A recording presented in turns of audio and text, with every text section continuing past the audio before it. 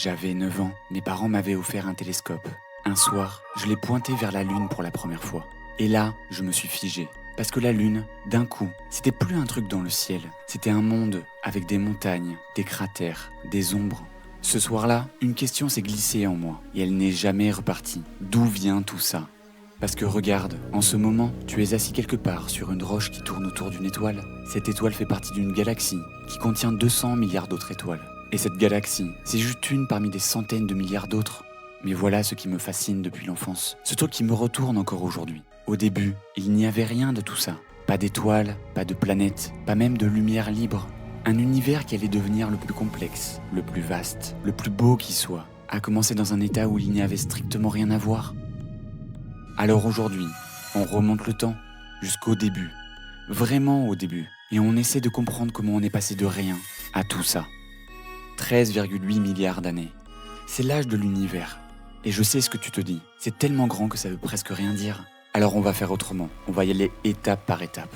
Déjà on commence avec le Big Bang. Et là, il faut tout de suite casser une idée reçue. Le Big Bang, ce n'est pas une explosion dans l'espace, comme si quelqu'un avait allumé une bombe au milieu du vide. Non, c'est l'expansion de l'espace lui-même. L'espace n'existait pas avant, il s'est mis à exister et à s'étirer, partout en même temps.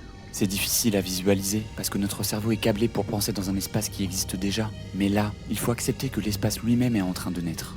Dans les premières fractions de seconde, on parle de millièmes, de millièmes, de millièmes de seconde. La température est tellement extrême qu'aucun atome peut exister. Il y a juste une soupe d'énergie pure, de particules qui apparaissent et disparaissent, qui se heurtent à des vitesses folles.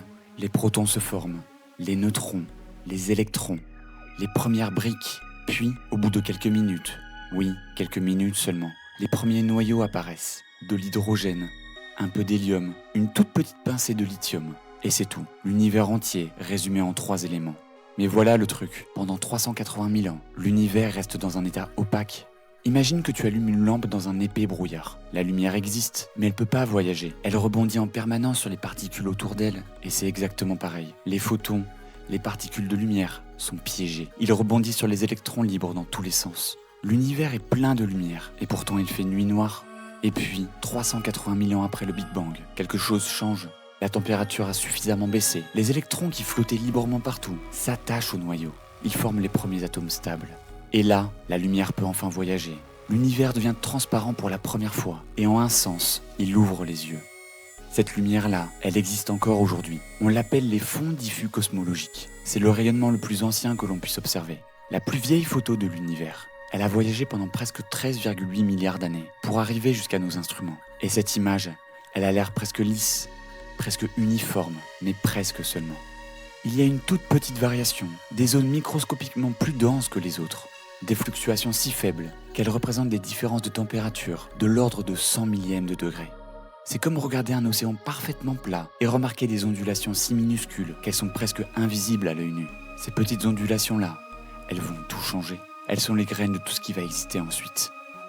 Donc l'univers est transparent, la lumière circule. Ce qui suit, c'est peut-être la période la plus étrange de l'histoire cosmique. On l'appelle les âges sombres. Et le nom est parfait. Pas d'étoiles, pas de galaxies, pas de sources lumineuses. Juste de l'hydrogène et de l'hélium, en nuages immenses, qui dérivent dans un univers silencieux et obscur. Pendant des centaines de millions d'années, rien. Enfin, rien de visible. Parce que sous la surface, quelque chose se passe. La gravité travaille, en silence. Tu te souviens, les petites fluctuations du fond diffus commencent à attirer la matière autour d'elle. Lentement, les nuages de gaz se compriment, ils s'effondrent sur eux-mêmes. Et puis, quelque part dans l'obscurité, une première étoile s'allume. On ne sait pas exactement quand, probablement entre 200 et 400 millions d'années après le Big Bang.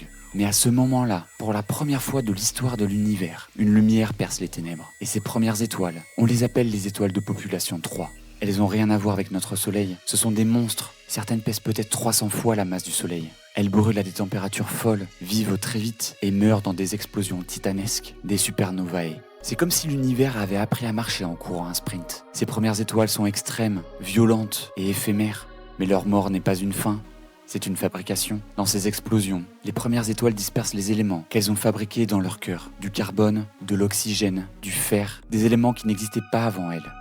Ces atomes voyagent dans l'espace, se mélangent aux nuages environnants et deviennent la matière première des étoiles vivantes, et des planètes, et in fine, de nous.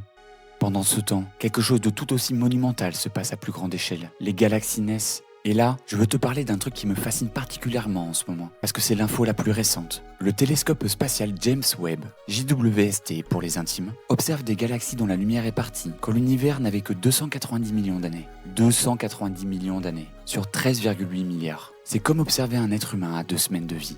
Et ce qu'on découvre avec Webb, c'est surprenant. Ces galaxies sont déjà là, déjà structurées, parfois déjà bien formées, plus tôt qu'on ne le pensait. Cela remet en question certains de nos modèles, et c'est ça qui est excitant dans la science. Chaque réponse ouvre 10 nouvelles questions. C'est comme si tu archéologuais une cité romaine, et que tu découvrais des fondations qui datent du double. Tu dois réécrire une partie de l'histoire. Ces petites galaxies anciennes jouent aussi un rôle crucial dans un processus que l'on appelle la réonisation. Je t'épargne les détails techniques, mais l'idée simple c'est ça. Après les âges sombres, l'univers traverse une nouvelle transition. La lumière des premières étoiles et galaxies réorganise l'hydrogène ambiant.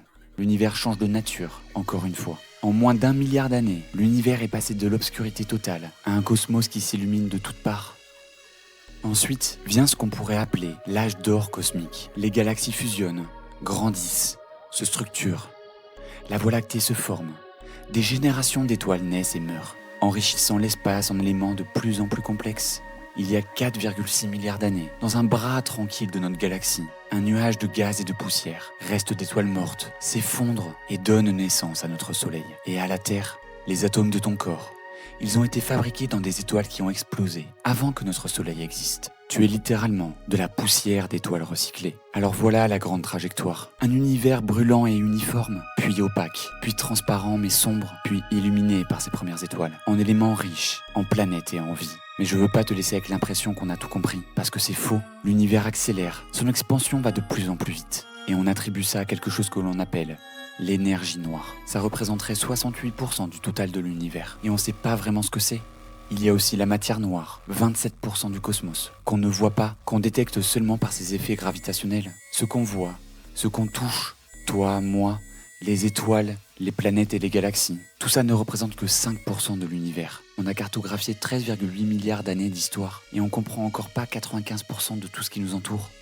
Et c'est ça qui me fait le même effet qu'à 9 ans devant mon télescope. Pas l'angoisse, l'émerveillement. Parce que ça veut dire qu'il reste des découvertes à faire, des questions à poser et des vidéos à regarder. Si cette vidéo t'a donné envie d'en savoir plus sur l'énergie noire, sur James Webb, sur la formation de la Terre, dis-le moi en commentaire. Parce que moi, j'ai pas fini de creuser. À très bientôt.